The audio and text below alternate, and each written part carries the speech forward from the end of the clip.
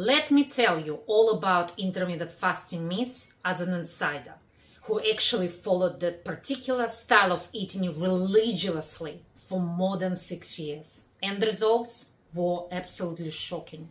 Terrible perimenopausal symptoms, 11 kgs of extra weight gained, terrible relationships with food, erratic eating, binging disorder, and awful reflux. And to fix this mess, in early March this year, I went to the war with intermittent fasting and shut it down completely. I went into normal feeding 3 times a day, followed 350 calories daily deficit rule, exercising 5 times a week for 30 minutes each time, which was my HIIT strength training routine, and also I did some walking for 20 minutes as a post-workout ending. Results are so obvious. In 6 months, I lost 11 kilograms of extra weight. I got my hormones under control and feeling absolutely fantastic, considering that I am 50 now and on verge of my menopause, but with no symptoms at all. Feeling strong, love my relationships with food, and ready to conquer the world again. So it doesn't matter really whether you are a man or a woman. Think about this seriously before you make a decision to go on intermittent fasting type of eating, and confront yourself with the question: what are the reasons you're trying to use it for? And before you jump into this, do some good research, weigh in the do's and don'ts, and consider whether it is right for you. Okay? Then you can try it carefully. First, for a few days or a week, while listening to your body.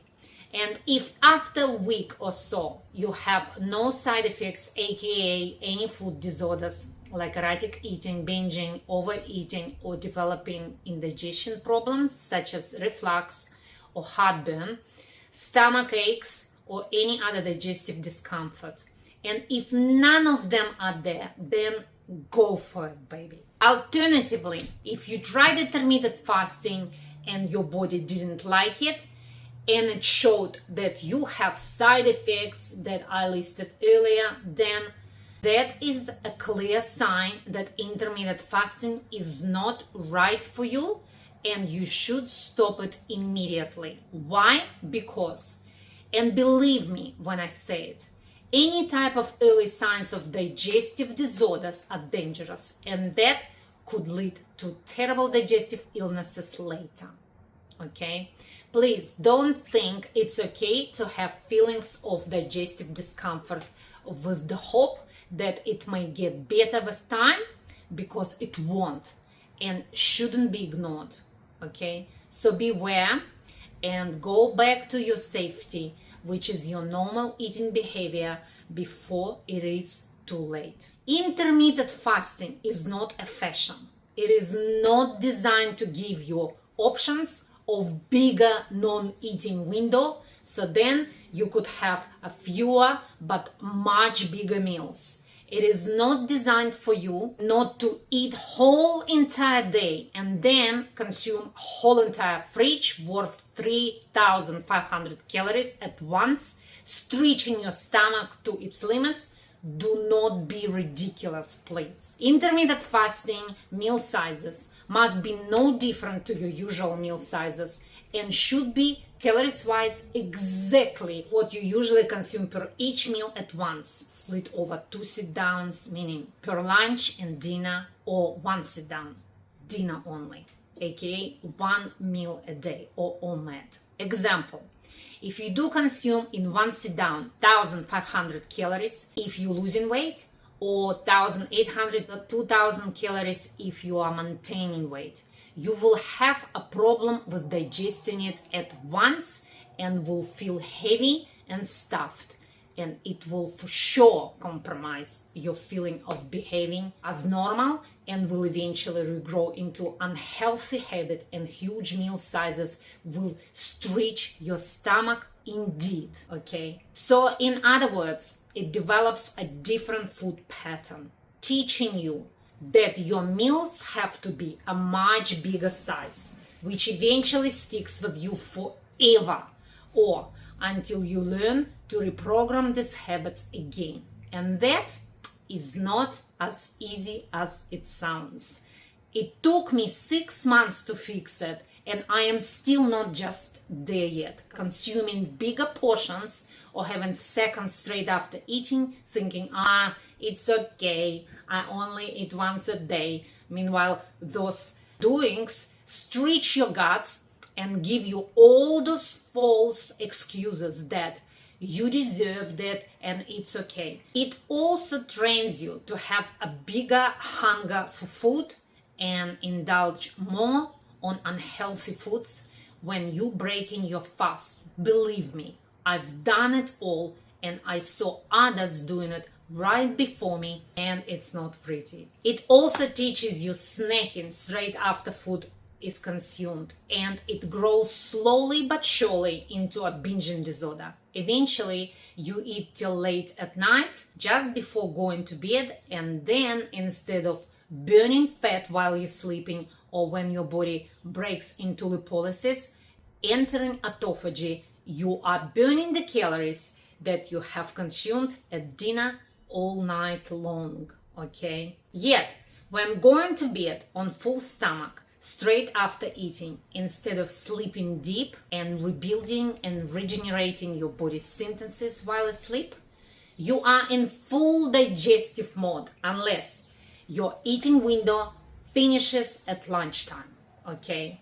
Anyways, if intermittent fasting is not taken seriously and done correctly, it can do a damage to your body in the long run. Originally, intermittent fasting was used as a tool to target health disorders and degenerative and autoimmune diseases, to help those to elicit a proper autophagy, which you can get 3 to 8 hours worth of autophagy when fasted for 17 to 24 hours, and new stem cell development when you fasted from 36 to 72 hours. But that happens only considering that you do it correctly and break those fasts with healing, nourishing foods such as broths, smoothies, and so on.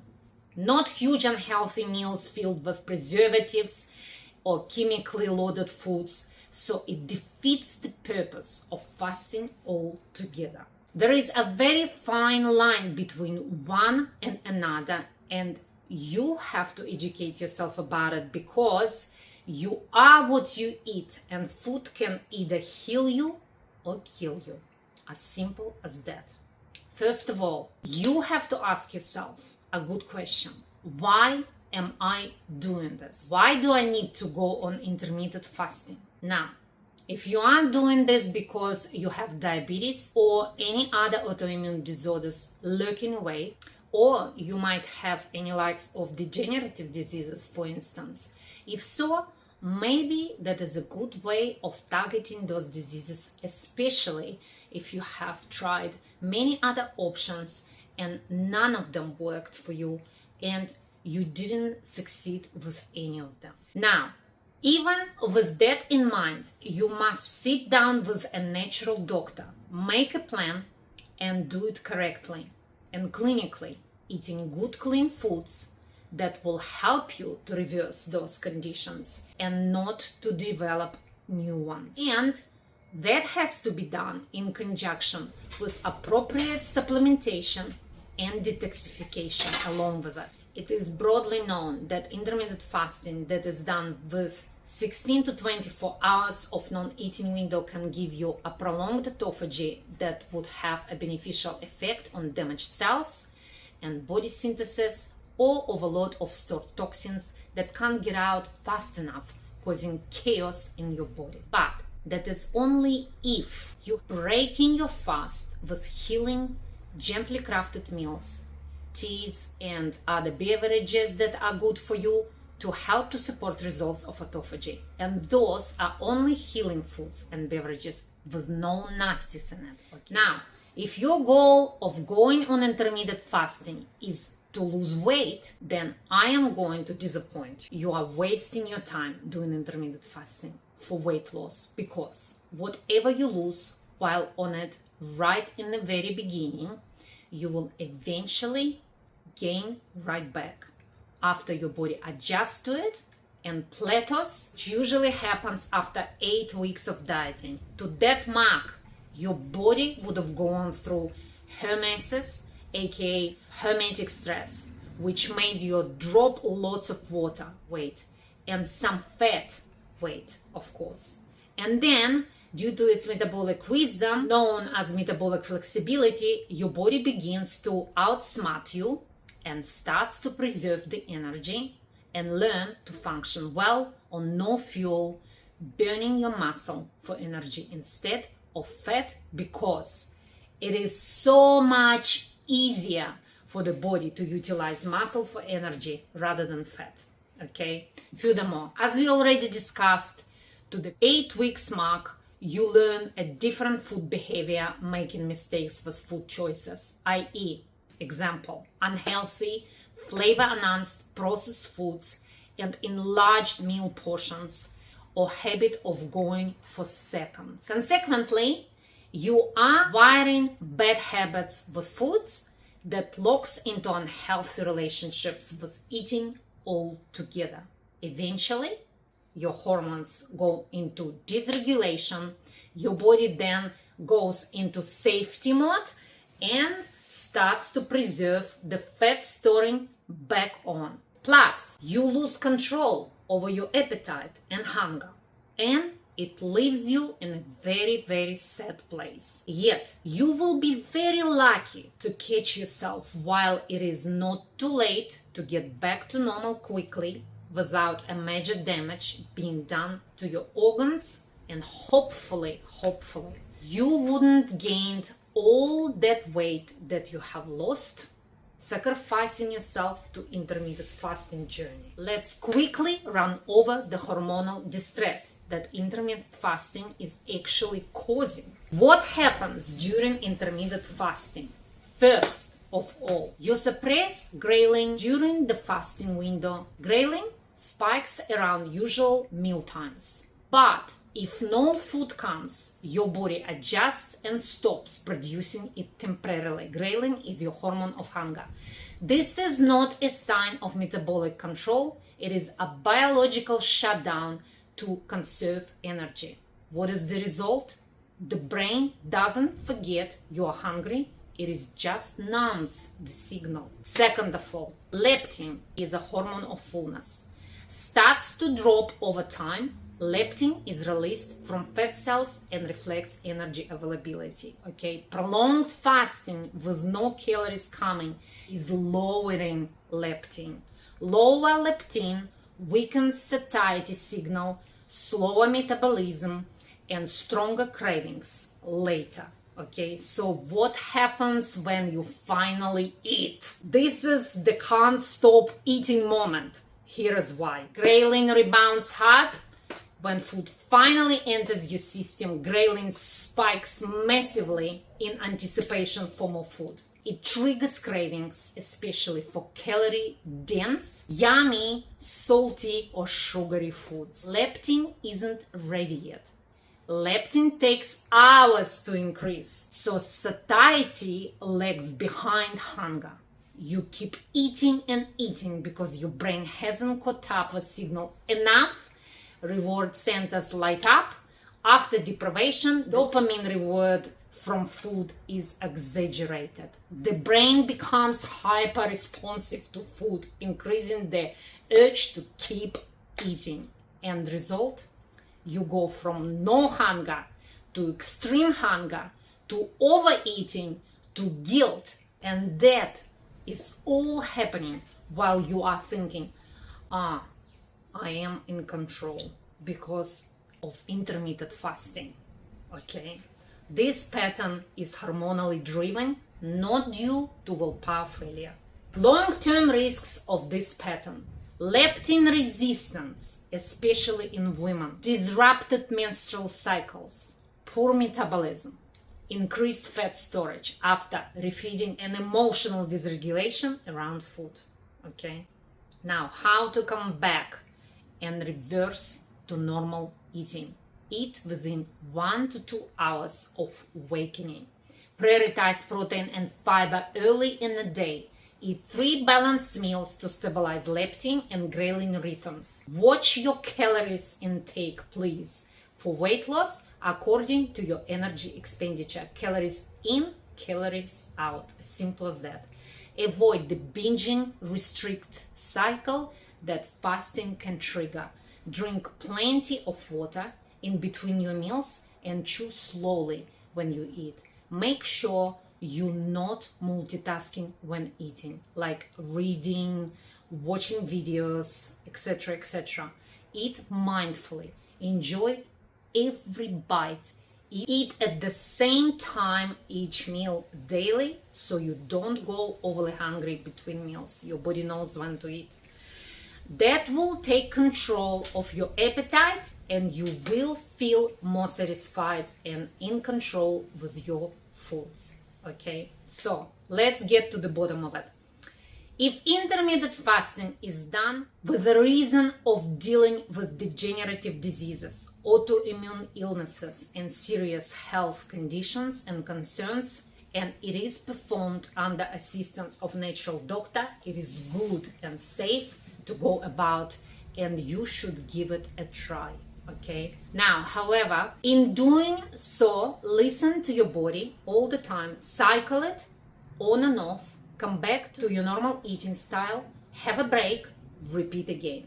Okay, although intermittent fasting done without control can be dangerous for you and for your health, or doing it for weight loss could bring you right back to where you started, unless you have found your way out with reverse dieting and went back to your normal eating style without major health concerns and additional drama. Okay, so to wrap this up, intermittent fasting can be a powerful tool in the right hands and for the right reasons, but it is not for everyone, you guys. Be honest with yourself, listen to your body, and don't force it just because it is trendy. At the end of the day, with good health and longevity goals in mind, you can achieve it all just having normal, balanced eating with better food choices and autophagy coming from a good night's sleep and exercising constantly. Then with intermittent fasting with 17 hours of non-eating window, okay? The real health comes from balance, consistency, and making choices that support you long term. I did intermittent fasting for 6 years full on, and it left me being 11 kilos heavier in the end, with a binge restrict pattern that hijacked my peace around food completely. But in March, I stopped. I began eating 3 balanced meals a day with a small deficit, training smart, nourishing my body instead of punishing it. I've lost those 11 kilos and gained something more valuable, which is stability, freedom, and calm relationship with food. I still have moments where old patterns creep up on me, okay, especially on weekends or when I'm alone. But now I meet them with awareness, not shame. Healing isn't perfect, but it is very powerful. And if you are going through it, you are not alone. Thank you for watching and take care of yourselves. See you next time.